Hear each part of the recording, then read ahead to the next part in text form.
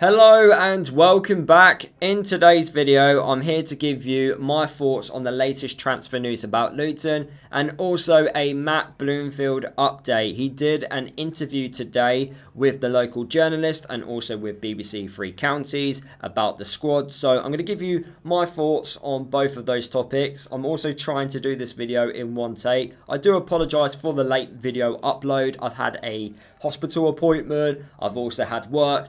And it's basically the only time in the day I've had a chance to record. I also thought Luton would announce a player today. As we know, we've linked with a Tottenham goalkeeper. I do know about that transfer rumour. I do believe it's close to happening. That's why I haven't made a video on it. You guys know who I'm going on about.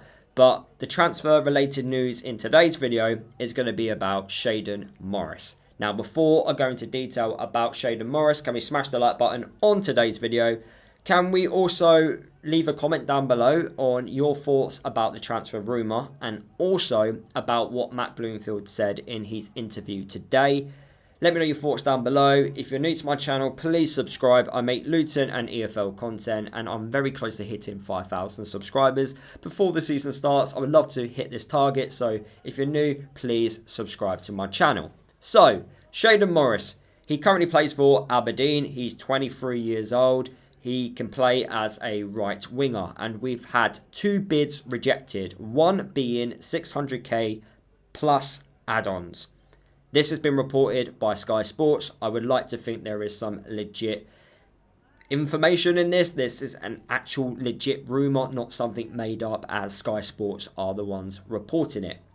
Now, Shayden Morris started his career at Southend before going to Fleetwood. He actually featured 41 times for Fleetwood before Aberdeen took him on a permanent deal. He featured so far in his career at Aberdeen 83 times, scoring 5 goals.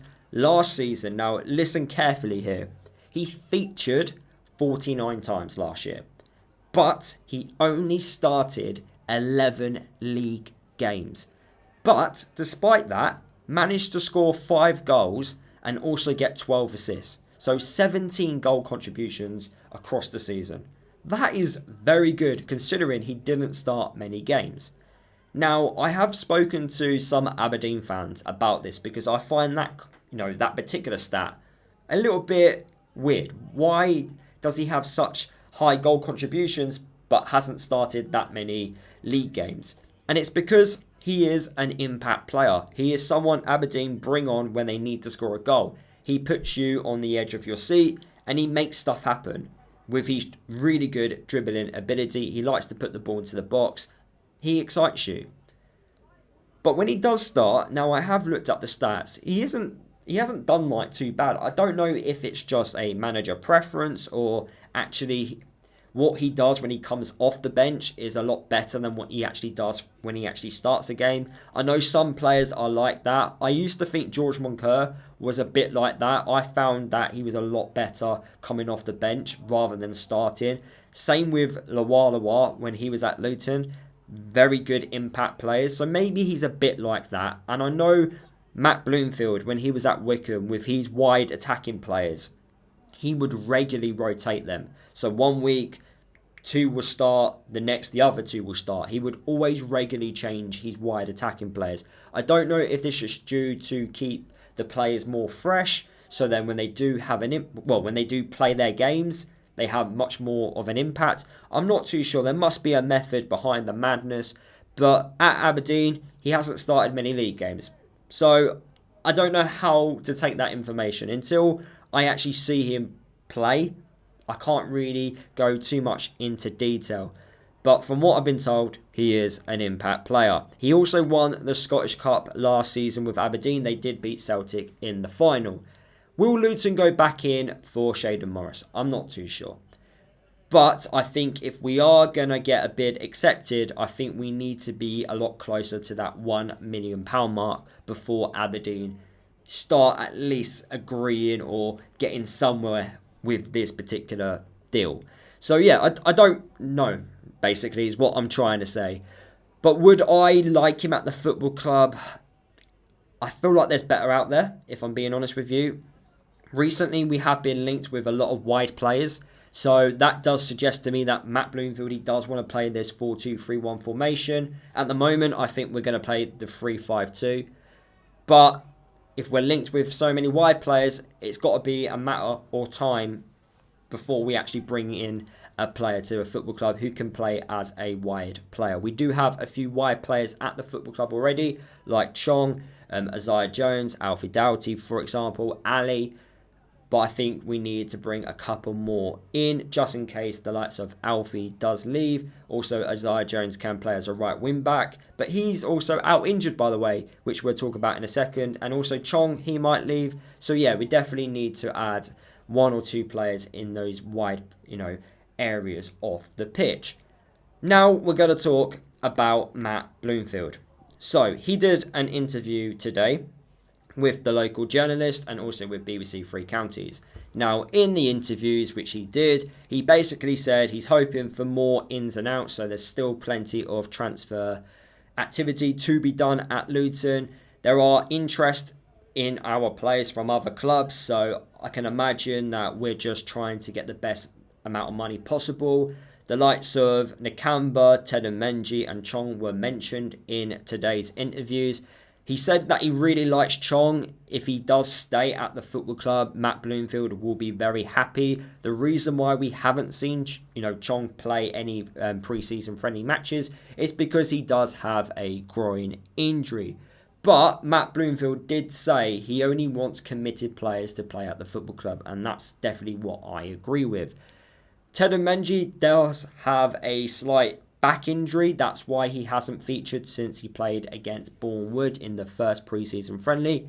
McGuinness has returned back from his illness. His illness was quite bad. He got the all clear from the doctor to actually go to Slovenia, but then his illness got worse while he was out there, so he had to return back. But he's now back to playing, but he's a little bit behind compared to other players.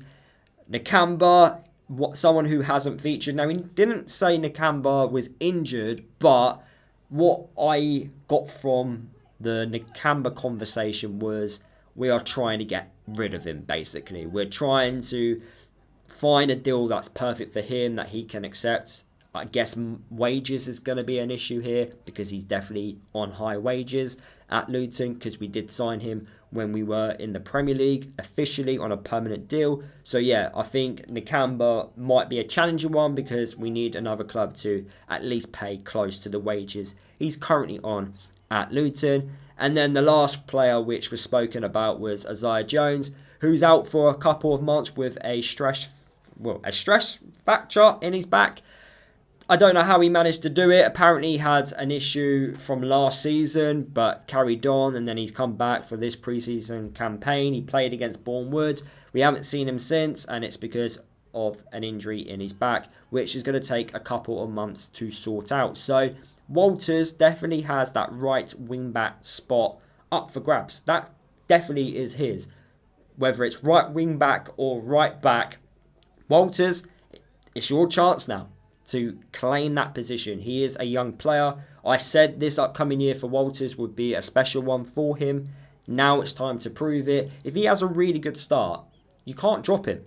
If you're performing week in, week out, you can't be dropped. So if he starts the season off extremely well, that position is his for the season if he maintains really good performances. But right now, he's playing in pre-season. He's not doing too bad. Long may it continue.